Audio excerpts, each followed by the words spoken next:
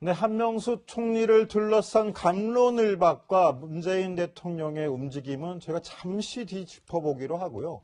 북한발 소식부터 짚어보겠습니다. 북한 김정은이 유사시 중국으로 탈출하는 비밀계획을 세워둔 것으로 전해졌는데 이 문제 강명도 경기대 정치전문대학 교수와 함께 풀어보겠습니다. 어서 오십시오. 네, 안녕하세요. 자, 강병규 기자. 네. 김정은의 비밀 도피 계획 어떤 내용입니까? 예, 흔히 말해 북한 전쟁 시나리오라고 해서 영국 언론이 공개한 내용입니다. 화면으로 일단 보시면요. 자, 우선 김정은 전쟁 나면 중국으로 탈출한다. 전용기 2대를 대기시켜놨고요. 그리고 리설주, 김락겸 전략군사령관, 그리고 김정식 군수공업부 부부장과 함께만 도망칠 것이다. 이런 계획. 그리고 마지막으로 은신처, 중국의 접경 지역의 은신처에서 북한군을 원격 지휘할 것이다. 이런 시나리오가 공개됐습니다. 이 시나리오 누구에 의해서 공개된 겁니까? 예, 태영호 전 공사가 일단 영국으로 망명해서 도피를 한 뒤에 그 사실을 미국 CIA와 그리고 영국의 정보 당국에 공개를 한 겁니다. 네. 태영호 전 공사의 입에서 나온 시나리오라는데 강명도 교수 보시기에 이거 신빙성 어느 정도가 있다고 보십니까? 제가 봐서는 태영호 공사가 없는 소리를 만들어낼 사람은 아니고 네. 또 태영호 공사 위치에 있다면 물론 한 10년 동안 해외에 나와서 그 대사관, 외교관 생활을 했지만 한 1년에 몇 번씩은 들어가거든요. 생활청와도 왔고 청와진에도 들어가기 때문에 얼마든지 그 위치에 있다면 북한에 들어가서 태영호 공사가 또 누굽니까? 항일 빨산 1세의 집안되는 사위가 아니겠습니까? 그러니까 그 자기 주위에 있는 사람들을 통해서 그런 이야기를 들을 수도 있다는 거죠. 네. 제가 가능하다고 생각합니다. 네. 저도 국정원에 한번 연락을 해봤는데요. 국정원 측에서는 우선 태영호 전 공사가 지금 현재는 민간인 신분이라 좀 난감한 기색을 보였는데 우선 공식 입장은 확인해줄 수 없다는 내용이었습니다. 그리고 크게 부정을 하지는 않았고요. 다른 경로로 더 확인을 해봤을 때 이제 꽤 신빙성이 있는 이야기라는 답변이 돌아왔습니다. 네, 강명도 교수 그러면은 지금 이 비밀 도피 계획이라는데 김정은이 탈출할 때 동행하는 인물이 전략군 사령관인 김락겸하고 미사일 개발 주도한 김정식입니다. 네. 왜 이 두 사람을 데리고 가는 걸까요? 그러니까 제가 봐서는 도피한다고 해서 아주 깊숙이 도피하는 것 같지는 않고요. 네. 말하자면 미국이 선제 공격하든지 북한의 공격으로 인해서 6.25 사태와 같은 전면전이 발생했을 때 순식간에 올라가고 내려오고 이런 건 아니거든요. 시간이 걸릴 겁니다. 그럴 때 대비해서 만약에 밀릴 기미가 보이던가 아니면 또 요새 참수작전 이야기가 많이 나오지 않습니까? 그런 부대들도 미국을 비롯한 우리 한국에도 많이 준비되어 있는 걸로 알고 있는데 6.25 전쟁과 같은 전면전이 일어나면 이런 부대들이 들어갈 겁니다. 최고사령부, 수뇌부를 없애버리기 위해서. 그렇게 되면 상당히 위험하죠, 김정은이가. 북한 내부에 있기는. 그러면 비행기 타고 가는 건 비행기 안 타고 가더라도 얼마든지 중국에는 피난 갈 수 있는 상황이 됩니다. 그렇죠. 그리고 은밀하게 피난 갈 수도 있고. 그렇죠. 은밀하게 갈 수도 있는데 그러나 급하게 급작스럽게 상황이 어떻게 벌어질지 모르잖아요. 그러니까 은밀하게 간다면 자동차를 타던가 기차를 타야 되면 그때는 시간이 많이 걸리고 오히려 노출될 수 있는 확률이 많죠. 왜? 전면전 상태이기 때문에. 그래서 빨리 가는 방법은 비행기가 빠르기 때문에 이런 비행기를 대기시켜 놓을 수 있는 상황도 가정해 볼 수 있겠다. 근데 궁금한 거는 왜 미사일 개발 담당자였던 김락겸하고 김정식이냐는. 예, 그거는 김락겸 같은 전략군 사령관은 마찬가지로 전략 로켓 사령관 아닙니까? 미사일 그렇죠. 사령관인데 이 전략이 들어간 건 대체 우리도 지금 미군 전략 로켓 사령관이 왔는데 핵무기를 다루는 사령관입니다. 일반 사령관이 아니에요. 그러면 말하자면 핵코드나 핵가방을 들고 다니면서 김정은 옆에 있는 사람은 바로 김락겸이기 때문에 김락겸이는 구림자처럼 따라다닐 수밖에 없습니다. 6.25 전쟁, 이제 전면전 사태가 벌어진다면 또 전면전이 아니더라도 남북 관계가 긴장하고 북미 관계가 긴장하게 되면 다른 사람은 몰라도 김락겸은 항상 김정은 옆에 있을 것이라고 보기 때문에 피난을 가더라도 완전히 전쟁 상황이 끝난 상황에서 가는 게 아니고 전쟁 진행 상황에서 가기 때문에 김락겸은 반드시 필요하죠. 핵 가방을 들고 있는 게 김락겸일 것이다. 그러니까 핵 코드를 마지막에 푸는 사람은 결국은 김락겸이죠. 자, 그런데 태영호 전 공사의 입에서 확인된 김정은의 도피 계획, 여기에 가족이라고 이름을 올린 사람은 이설주, 부인인 이설주 하나밖에 없었습니다. 근데 강명두 교수, 저희가 알기로는 딸 김주혜가 있지 않습니까? 딸도 놓고 간다는 계획인가요, 그러면? 제가 봐서는 이게 언제 말의 시점인가 그게 문제가 되는데 네. 올 때 시점에 사실 이제 해외에 나와 있는 사람들은 외교관이지만 김정은 일가에서 잘 모를 수가 있어요. 김주애가 있는지 없는지 잘 모를 수가 네. 있기 때문에 또 몰라서 말 안 할 수도 있고 알아도 말하지 않았다면 김주애는 뭐 김정은이 하고 이설주가 가게 되면 자연히 따라가는데 뭐 애기 아닙니까? 1살짜리 애기를 그때 당시는 1살, 2살밖에 안 됐는데 뭐 애기도 데리고 간다. 뭐 이런 발표는 안 하더라도 이게 하나의 가설일 수가 있고요. 가정해 볼 수 있고 네. 두 번째는 다 가게 되면 온 가족이 도망치는 걸로 됩니다. 물론 비밀리에 몰래 가고 일반 주민들은 모른다 하더라도 고위층은 다 알게 돼 있거든요. 네. 그럼 불안해하거든요. 네. 그러나 딸이라도 두게 되면 잠시 뭐 중국에 가가지고 뭐 중국의 협조를 구하기 위해서 전쟁 협조를 구하기 위해서 이제 중국에 가는 것처럼 위장하고 갈 수 있기 때문에 항상 김정은이나 이설주가 어디 갈 때 주위를 안 데리고 다니잖아요. 네. 그렇잖아요. 실제 뭐 가정 보모가 있고 집에서 크고 뭐 하지 항상 데리고 다니는 거 아니거든. 그러면 외국에 갈 때 뭐 주애를 데리고 간다 하면 이건 도망친 거로 보일 수밖에 없기 때문에 주애를 뭐 그렇다고 버린다는 개념보다 더 뒀다가 천천히 아마 위급 상황일 땐 데려가겠죠. 아, 그렇군요. 강병기 기자. 네. 그런데 이번 김정은 비밀 도피 계획에 언급된 탈출 수단으로 참매 1호가 언급이 됐어요. 바로 네. 김정은의 전용기라는데 네. 이 비행기 어떤 비행기입니까? 뭐 현재 뭐 4대 전용기 4대를 가지고 있다 뭐 이런 소식도 알려지고 있는데요. 일단 전용기가 좀 많이 화제가 됐었습니다. 2016년 2월이죠. 광명성호 발사달에 참매 1호를 타고 이동하는 모습이 공개되기도 했었는데요. 지금 화면에 보는 이 장면입니다. 김정은이 직접 이렇게 타고 다니는 모습이 공개가 됐었는데 이 내부도 사실 많이 공개가 됐습니다. 내부에는 이제 참모진과 같이 이야기하는 사진들도 좀 공개가 됐고요. 보면은 뭐 애플사에서 만든 이 노트북을 좀 직접 쓰는 그런 화면이 공개가 되면서 아 김정은이 애플을 좀 사랑하는구나 이런 소식도 많이 들렸고요. 지금 보시는 것처럼 이게 전용기 내부인데 이렇게 애플 노트북을 앞에 놓고 있는 모습이 보이죠? 자유롭게 대화하는 모습. 한눈에 보더라도 상당한 여유 공간이 있는 것으로 보입니다. 그러니까 작은 규모는 아닌 것 같고요. 특히 지난 3월에 풍계리 핵실험장에도 이 전용기가 나타나서 아, 김정은이 핵 관련 뭐 실험을 하는 거 아니냐, 육체 핵실험 관련 가능성까지 제기되기도 했습니다. 그러니까 전용기 동선만 알면 김정은의 어떤 의도인지 파악할 수 있다 이런 분석이 나오고 있습니다. 자, 그럼 저 전용기 안 내부 영상을 보면은 저게 지금 러시아 인류신사에서 제작한 IL-62 M이라는 기종인데 저 비행기 충분히 넓어 보이는데 당장 김정은이 탈출할 때 이설주, 김낙겸, 김정식 이 세 사람만 데리고 간다는 건 좀 약간 의아스러운 면도 있는 것 같아요. 예, 그렇습니다. 일단 뭐 아까도 시나리오에 대해서 설명해 드렸지만 이 2대를 가지고 이제 4명이 이동을 한다고 그래요. 근데 김정은과 김낙겸 전략군 사령관이 같이 탑니다. 예, 김낙겸 아까 강명도 교수도 말씀하셨지만 김낙겸 하면은 이제 핵 코드를 알고 있는 사람으로 알려져 있는데 그만큼 이 핵무기를 최대한 자신과 24시간 가까이 하겠다, 뭐 전시에 가까이 두겠다 이런 의도로 보이는데요. 일단은 이 여객기를 같이 탈 것으로 보이는데 전용기를 같이 탈 것으로 보이는데 전용기가 1974년에 만들어진 전용기입니다. 그래서 상당히 좀 노후된 거 아니냐라고 이제 얘기가 나오지만 실제로 보면은 모스크바까지 한 번에 쉬지 않고 비행이 가능하다. 그만큼 연료를 많이 채워 넣을 수 있다. 대형 전용기다 이런 사실을 알 수가 있고요.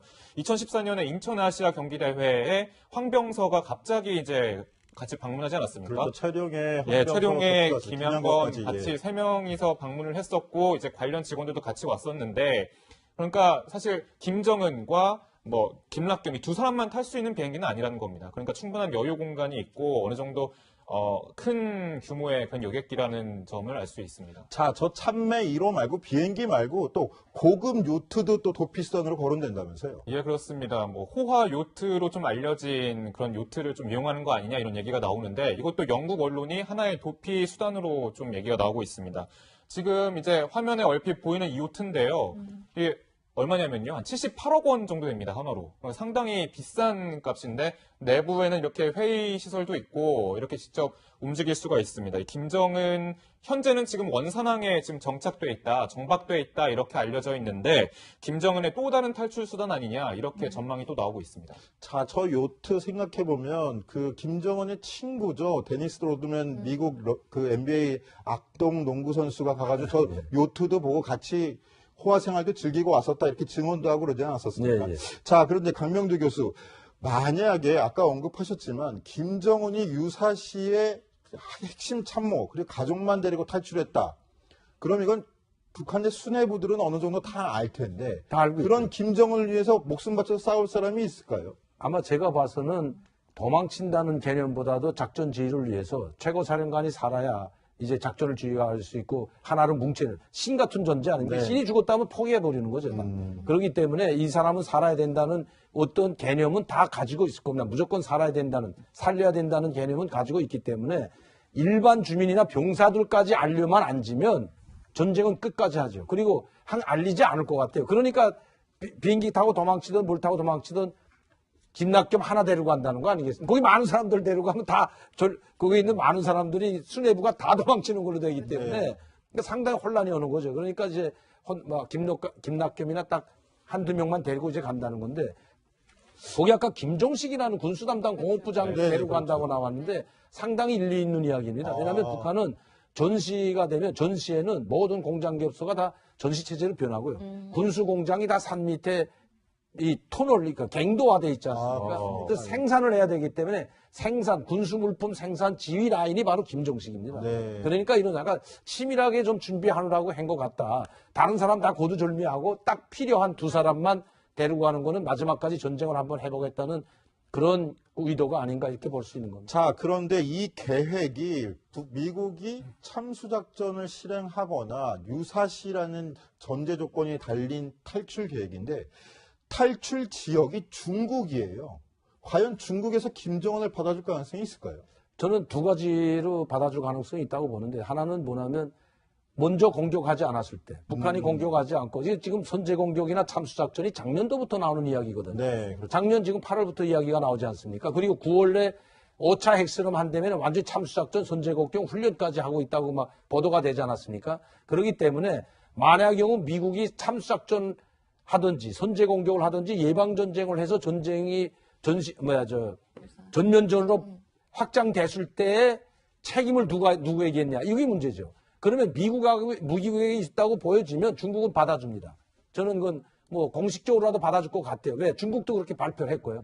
그러나 북한이 먼저 공격을 해서 과물 포위 공격한다든지 이런 공격을 해서 자기를 국익을 보호하고 국가와 국민을 보호하기 위해서 미국이 공격을 한다면 거기에 맞춰서 공격을 한다면 맞받아 공격하는 거죠. 네네. 그렇게 된다면 중국이 개입할 여지가 상당히 없기 때문에 그때는 중국뿐만 아니고 김정은이 숨을 곳은 저는 없다고 봅니다. 네, 알겠습니다. 자, 그런데 이런 정보의 제공자, 앞서 말씀드렸지만 태영호 전 북한 대사관 공사였습니다.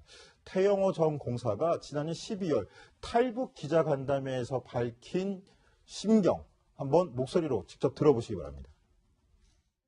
저는 몇 달 전까지만 해도 김정은 정권을 위해 활약해온 전 영국 주재 북한 대사관 공사 태영호입니다. 3만 명 탈북민의 김정은 타도 외침이 임진각 망배단에서 울려 퍼질 때 통일의 아침은 반드시 밝아올 것입니다.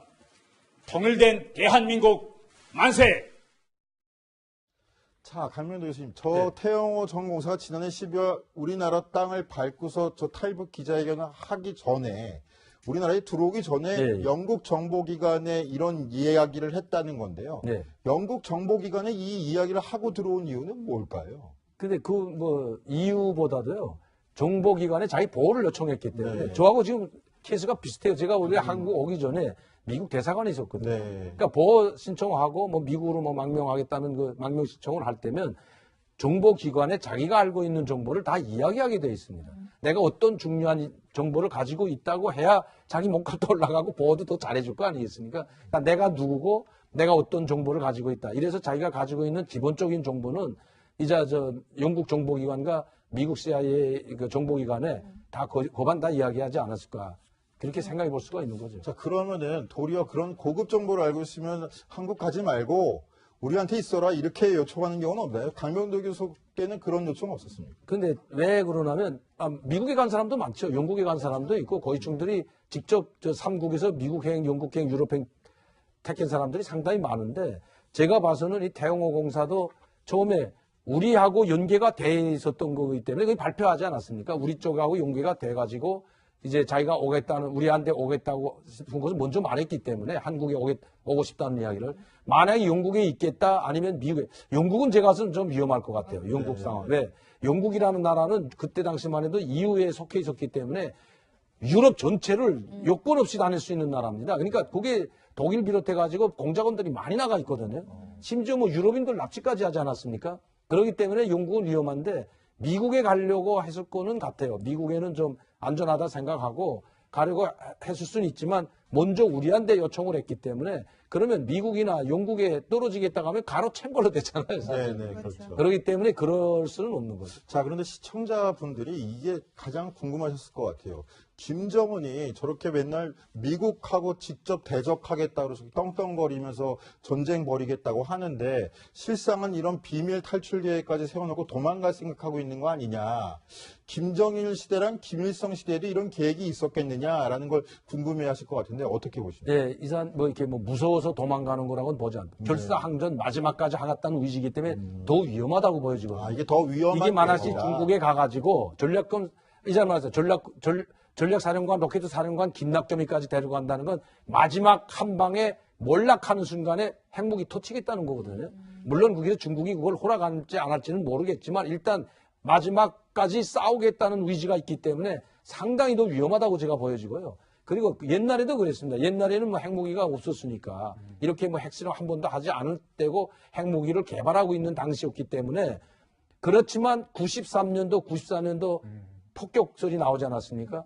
그 클린턴 행정부 시절이지만 페리 국방장관이 청문회에 나와서 북한이 원상복귀하지 않으면 핵을 원위치대로 돌려놓지 않으면 영변 핵단지 시설을 폭격하겠다는 말을 공개적으로 했거든요. 네. 그래서 북한에서는 여기에 대비해가지고 공격할 수도 있다고 해가지고 그때 당시도 인류신 비행기를 대기시켜 놓은 상태였거든요. 네. 뭐 중국으로 갈지 스위스로 갈지는 모르지만 그리고 한 가지 분명한 사실은 그때 당시 93년도에 지금 김정은을 비롯한 모든 가족들이 이미 스위스로 다 그렇죠. 피난 가 있었던. 네. 그래서 유학을 그걸로 가게 됐습니다. 자, 도리어 이런 도피 계획이 결사항전에 더 신호가 될 수 있다라는 진단도 들어볼 수 있었는데요. 이런 결사항전의 의지가 담길 걸까요? 김정은이 오늘 8일 만에 관영 매체 행보를 공개했는데 을지훈련 사흘째를 오늘 보란 듯이 대륙간 탄도미사일 소재를 개발하는 연구소를 시찰했다는 내용입니다.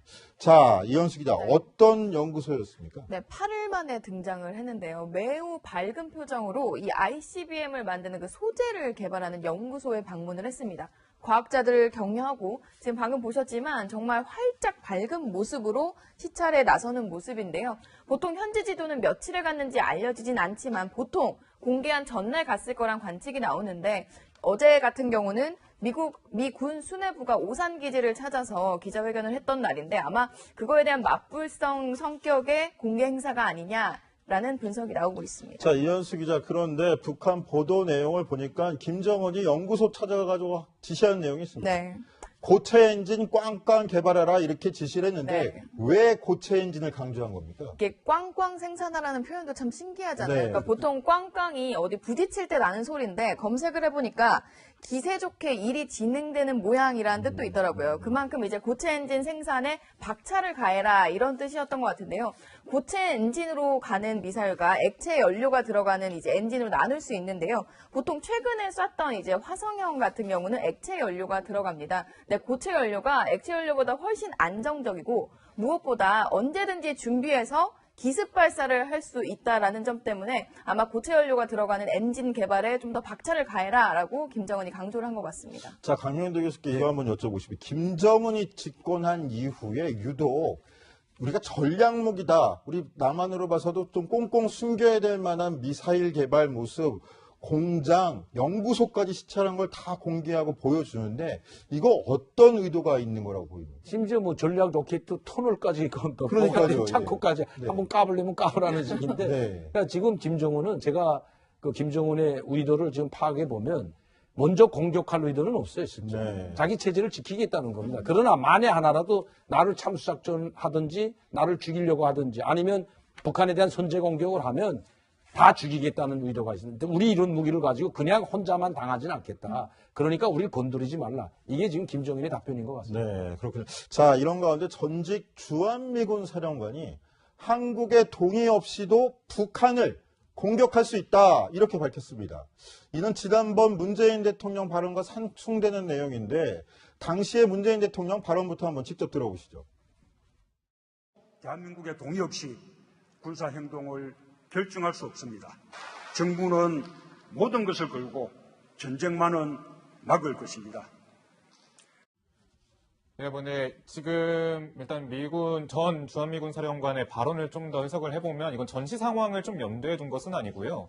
일단은 지금 북한이 이제 최근에 괌 타격 계획을 좀 밝히지 않았습니까? 근데 이제 한반도 내에 있는 미군 자산을 자체적으로 좀 운영을 하는데 한국군의 그리고 한국의 그런 동의를 받을 필요가 없다는 뜻이지 뭐 전시에 뭐 한국의 동의 없이 뭐 마음대로 움직일 수 있다 이런 내용은 아니라고 좀 분석이 나오고 있습니다. 근데 저는 이제 북한에 대한 그 경고라고 보거든요. 네. 왜냐하면 문재인 대통령이 내가 승인 없이는 전쟁 못하는가 하는 건 우리 문재인 대통령이 승인 안 해주면 한국 정부가 지금 좀 진보적인 정권 아니에요. 그러니까 승인 안 해주면 전쟁은 영원히 안 일어나겠구나. 그리고 제멋대로 놀까봐 오히려 여기에 대한 전략적 차원에서 한국 정부가 승인 안 하더라도 우리가 너희 공격할 수 있다 이런 걸 좀 한번 경고성 메시지를 보내지 않았나 이렇게도 좀 볼 수 있는 것 같아요. 혹시 이게 트럼프 미국 행정부의 명분 쌓기가 되지 않을까 하는 우려도 있습니다. 근데 제가 봐서는 만약에 괌 포위 공격을 하게 되면 핵잠수함이 와가지고 몰래 와서 공격하는 가능하다고 저는 보거든요. 네. 우리하고 우리한테 알릴 때는 우리 용토를 이용해가지고 활용해서 이제 비행기가 들고 하면 우리 용해를 써야 됩니다. 용토나 용공을 써야 되는데 그렇게 안 하고 미국이 때릴 수 있는 건 핵잠수함이죠. 네. 핵잠수함이 와가지고 어디에 숨어 있는지 모릅니다. 어디서 발사하는지도 모르고요. 그렇게 해서 공격할 수도 있을 수도 있다고 저는 보여집니다. 네, 알겠습니다. 을지 프리덤 가디언 훈련 사흘째까지도 긴장 상황이 계속 유지되고 있는 한반도 상황까지 저희가 한번 진단을 해봤고요. 자, 두 번째 데스킹 주제 큐시트로 확인해 보시겠습니다.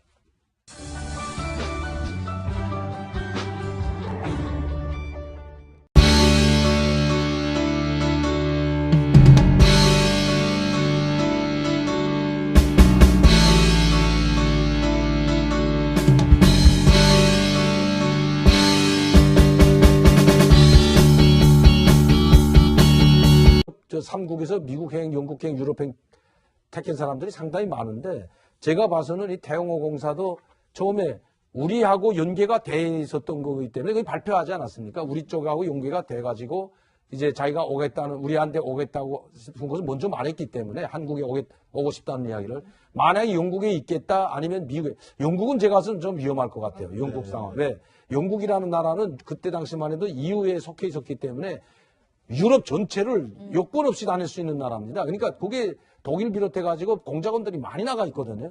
심지어 뭐 유럽인들 납치까지 하지 않았습니까? 그렇기 때문에 영국은 위험한데 미국에 가려고 했을 거는 같아요. 미국에는 좀 안전하다 생각하고 가려고 했을 수는 있지만 먼저 우리한테 요청을 했기 때문에 그러면 미국이나 영국에 떨어지겠다고 하면 가로챈 걸로 됐잖아요. 사실. 네, 그렇죠. 그렇기 때문에 그럴 수는 없는 거죠. 자, 그런데 시청자분들이 이게 가장 궁금하셨을 것 같아요. 김정은이 저렇게 맨날 미국하고 직접 대적하겠다고 떵떵거리면서 전쟁 벌이겠다고 하는데 실상은 이런 비밀 탈출 계획까지 세워놓고 도망갈 생각하고 있는 거 아니냐. 김정일 시대랑 김일성 시대에도 이런 계획이 있었겠느냐라는 걸 궁금해하실 것 같은데 어떻게 보십니까? 네, 이산 무서워서 도망가는 거라고는 보지 않고 결사항전 마지막까지 하겠다는 의지이기 때문에 더 위험하다고 보여지거든요. 이게 더 위험한 이게 만약에 계획이다. 중국에 가가지고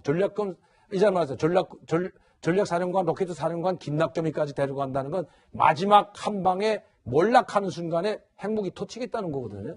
물론 거기서 중국이 그걸 허락할지 안 할지는 모르겠지만 일단 마지막까지 싸우겠다는 의지가 있기 때문에 상당히 더 위험하다고 제가 보여지고요. 그리고 옛날에도 그랬습니다. 옛날에는 뭐 핵무기가 없었으니까 이렇게 뭐 핵실험 한 번도 하지 않을 때고 핵무기를 개발하고 있는 당시였기 때문에 그렇지만 93년도, 94년도 폭격설이 나오지 않았습니까?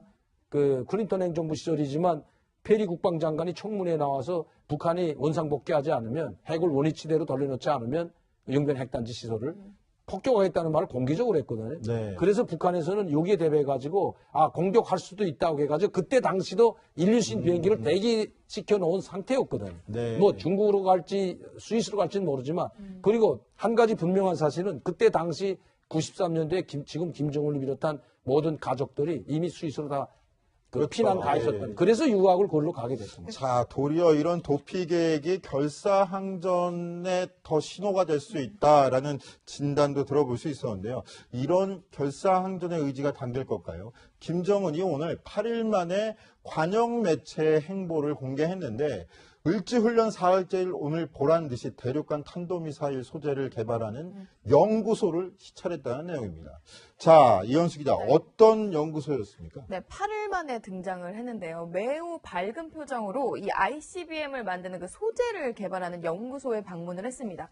과학자들을 격려하고 지금 방금 보셨지만 정말 활짝 밝은 모습으로 시찰에 나서는 모습인데요. 보통 현지 지도는 며칠에 갔는지 알려지진 않지만 보통 공개한 전날 갔을 거란 관측이 나오는데 어제 같은 경우는 미 군 수뇌부가 오산 기지를 찾아서 기자회견을 했던 날인데 아마 그거에 대한 맞불성 성격의 공개 행사가 아니냐라는 분석이 나오고 있습니다. 자, 이현수 기자, 그런데 북한 보도 내용을 보니까 김정은이 연구소 찾아가지고 지시한 내용이 있습니다. 네.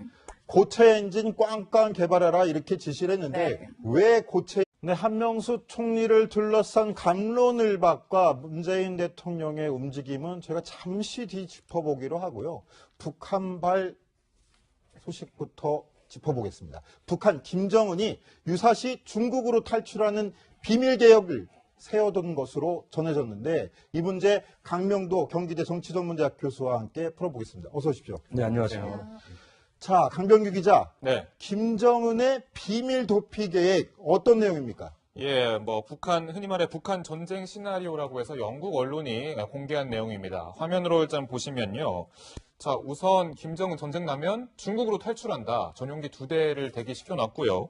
그리고 리설주, 김락겸 전략군사령관, 그리고 김정식 군수공업부 부부장과 함께만 도망칠 것이다. 이런 계획. 그리고 마지막으로 은신처, 중국의 접경 지역의 은신처에서 북한군을 원격 지휘할 것이다. 이런 시나리오가 공개됐습니다. 이 시나리오 누구에 의해서 공개된 겁니까? 예, 태영호 전 공사가 일단 영국으로 망명해서 도피를 한 뒤에 그 사실을 미국 CIA와 그리고 영국의 정보 당국에 공개를 한 겁니다. 네. 태영호 전 공사의 입에서 나온 시나리오라는데 강명대 교수 보시기에 이거 신빙성 어느 정도가 있다고 보십니까? 제가 봐서는 태영호 공사가 없는 소리를 만들어낼 사람은 아니고 네. 또 태영호 공사 위치에 있다면 물론 한 10년 동안 해외에 나와서 그 대사관 외교관 생활을 했지만 한 1년에 몇 번씩은 들어가거든요. 생활청와도 왔고 청와진에도 들어가기 때문에 얼마든지 그 위치에 있다면 북한에 들어가서 태영호 공사가 또 누굽니까? 항일발산 1세의 집안되는 사위가 아니겠습니까? 그러니까 그 자기 주위에 있는 사람들을 통해서 그런 이야기를 들을 수도 있다는 거죠. 네. 제가 가능하다고 생각합니다. 네. 저도 국정원에 한번 연락을 해봤는데요. 국정원 측에서는 우선 태영호 전 공사가 지금 현재는 민간인 신분이라 좀 난감한 기색을 보였는데 우선 공식 입장은 확인해줄 수 없다는 내용이었습니다. 그리고 크게 부정을 하진 않았고요. 다른 경로로 더 확인을 해봤을 때 이제 꽤 신빙성이 있는 이야기라는 답변이 돌아왔습니다. 네, 강명대 교수, 그러면은 지금 이 비밀 도피 계획이라는데 김정은이 탈출할 때 동행하는 인물이 전략권 사령관인 김락겸하고 미사일 개발 주도한 김정식입니다. 네. 왜 이 두 사람을 데리고 가는 걸까요? 그러니까 제가 봐서는 도피한다고 해서 아주 깊숙이 도피하는 것 같지는 않고요. 네. 말하자면 미국이 선제 공격하든지 북한의 공격으로 인해서 6.25 사태와 같은 전면전이 발생했을 때 순식간에 올라가고 내려오고 이런 건 아니거든요. 시간이 걸릴 겁니다. 그럴 때 대비해서 만약에 밀릴 기미가 보이던가 아니면 또 요새 참수작전 이야기가 많이 나오지 않습니까? 그런 부대들도 미국을 비롯한 우리 한국에도 많이 준비되어 있는 걸로 알고 있는데 6.25 전쟁과 같은 전면전이 일어나면 이런 부대들이 들어갈 겁니다. 최고사령부, 수뇌부를 없애버리기 위해서. 그렇게 되면 상당히 위험하죠, 김정은이가. 북한 내부에 있기는. 그러면 비행기 타고 가는 건 비행기 안 타고 가더라도 얼마든지 중국에는 피난 갈 수 있는 상황이 됩니다. 그렇죠. 그리고 은밀하게 피난 갈 수도 있고. 그렇죠. 은밀하게 갈 수도 있는데 그러나 급하게 뭐 급작스럽게 이 상황이 어떻게 벌어질지 모르잖아요. 그러니까 뭐 은밀하게 간다면 자동차를 타던가 기차를 타야 되면 그때는 시간이 많이 걸리고 오히려 노출될 수 있는 확률이 많죠. 왜? 전면전 상태이기 때문에. 그래서 빨리 가는 방법은 비행기가 빠르기 때문에 이런 비행기를 대기시켜 놓을 수 있는 상황도 가정해 볼 수 있겠다. 근데 궁금한 거는 왜 미사일 개발 담당자였던 김낙겸하고 김정식이냐는. 예, 그거는 이제 김낙겸 같은 전략군 사령관은 마찬가지로 전략 로켓 사령관 아닙니까? 네, 미사일 그렇죠. 사령관인데 이 전략이 들어간 건 대체 우리도 지금 미군 전략 로켓 사령관이 왔는데 핵무기를 다루는 사령관입니다. 일반 사령관이 아니에요. 네. 그러면 말하자면 핵코드나 핵가방을 들고 다니면서 김정은 옆에 있는 사람은 바로 김낙겸이기 때문에 김낙겸이는 구림자처럼 따라다닐 수밖에 없습니다. 6.25 전쟁, 이제 전면전 사태가 벌어진다면 또 전면전이 아니더라도 남북 관계가 긴장하고 북미 관계가 긴장하게 되면 다른 사람은 몰라도 김낙겸은 항상 김정은 옆에 있을 것이라고 보기 때문에 피난을 가더라도 완전히 전쟁 상황이 끝난 상황에서 가는 게 아니고 전쟁 진행 상황에서 가기 때문에 김낙겸이 반드시 필요하죠. 핵 가방을 들고 있는 게 김낙겸일 것이다. 그러니까 핵 코드를 마지막에 푸는 사람은 결국은 김낙겸이죠. 자, 그런데 태영호 전 공사의 입에서 확인된 김정은의 도피 계획, 여기에 가족이라고 이름을 올린 사람은 이설주, 부인인 이설주 하나밖에 없었습니다. 근데 강명두 교수, 저희가 알기로는 딸 김주혜가 있지 않습니까? 딸도 놓고 간다는 계획인가요, 그러면? 제가 봐서는 이게 언제 말의 시점인가 그게 문제가 되는데 올 때 시점에 사실 이제 해외에 나와 있는 사람들은 외교관이지만 김정은 일가에서 잘 모를 수가 있어요. 김주혜가 있는지 없는지 잘 모를 수가 있기 때문에 또 몰라서 말 안 할 수도 있고 알아도 말하지 않았다면 김주혜는 뭐 김정은이하고 이설주가 가게 되면 자연히 따라가는데 뭐 애기 아닙니까? 1살짜리 애기를 그때 당시는 1살, 2살밖에 안 됐는데 뭐 애기도 데리고 간다. 뭐 이런 발표는 안 하더라도 이게 하나의 가설일 수가 있고요. 가정해 볼 수 있고 두 번째는 다 가게 되면 온 가족이 도망치는 걸로 됩니다. 물론 비밀리에 몰래 가고 일반 주민들은 모른다 하더라도 고위층은 다 알게 돼 있거든요. 그럼 불안해하거든요. 그러나 딸이라도 두게 되면 잠시 뭐 중국에 가가지고 뭐 중국의 협조를 구하기 위해서 전쟁 협조를 구하기 위해서 이제 중국에 가는 것처럼 위장하고 갈 수 있기 때문에 항상 김정은이나 이설주가 어디 갈 때 주위를 안 데리고 다니잖아요. 그렇잖아요. 실제 뭐 가정 보호가 있고 집에서 크고 뭐 하지 항상 데리고 다니는 거 아니거든. 그러면 외국에 갈 때 뭐 주위를 데리고 간다 하면 이건 도망친 거로 보일 수밖에 없기 때문에 주위를 뭐 그렇다고 버린다는 개념보다 둬뒀다가 천천히 아마 위급 상황일 땐 데려가겠죠. 그렇군요. 강병기 기자. 네. 그런데 이번 김정은 비밀 도피 계획에 언급된 탈출 수단으로 참매 1호가 언급이 됐어요. 바로 김정은의 전용기라는데 이 비행기 어떤 비행기입니까? 뭐 현재 뭐 4대 전용기 4대를 가지고 있다 뭐 이런 소식도 알려지고 있는데요. 일단 전용기가 좀 많이 화제가 됐었습니다. 2016년 2월이죠. 광명성호 발사 날에 참매 1호를 타고 이동하는 모습이 공개되기도 했었는데요. 지금 화면에 보는 이 장면입니다. 김정은이 직접 이렇게 타고 다니는 모습이 공개가 됐었는데 이 내부도 사실 많이 공개가 됐습니다. 내부에는 이제 참모진과 같이 이야기하는 사진들도 좀 공개가 됐고요. 보면은 뭐 애플사에서 만든 이 노트북을 좀 직접 쓰는 그런 화면이 공개가 되면서 김정은이 애플을 좀 사랑하는구나 이런 소식도 많이 들렸고요. 지금 보시는 것처럼 이게 전용기 내부인데 이렇게 애플 노트북을 앞에 놓고 있는 모습이 보이죠? 자유롭게 대화하는 모습. 한눈에 보더라도 상당한 여유 공간이 있는. 부장 데리고 간다고 나왔는데 상당히 일리 있는 이야기입니다. 왜냐하면 북한은 전시가 되면 전시에는 모든 공장기업소가 다 전시체제로 변하고요. 군수공장이 다 산 밑에 이 터널, 그러니까 갱도화돼 있지 않습니까? 그래서 생산을 해야 되기 때문에 군수물품 생산 지휘 라인이 바로 김정식입니다.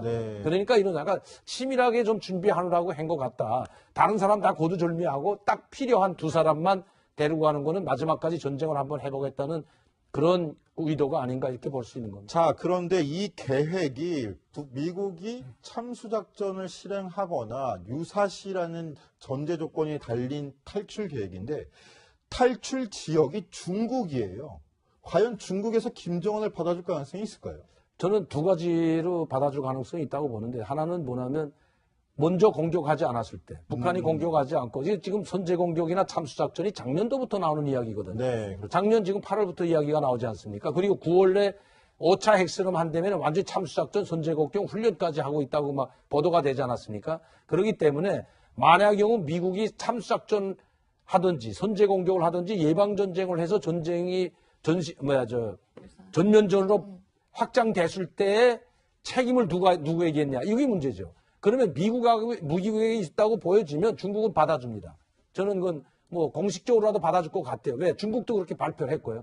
그러나 북한이 먼저 공격을 해서 과물 포위 공격한다든지 이런 공격을 해서 자기를 국익을 보호하고 국가와 국민을 보호하기 위해서 미국이 공격을 한다면 거기에 맞춰서 공격을 한다면 맞받아 공격하는 거죠. 네네. 그렇게 된다면 중국이 개입할 여지가 상당히 없기 때문에 그때는 중국뿐만 아니고 김정은이 숨을 것은 저는 없다고 봅니다. 네, 알겠습니다. 자, 그런데 이런 정보의 제공자, 앞서 말씀드렸지만 태영호 전 북한 대사관 공사였습니다.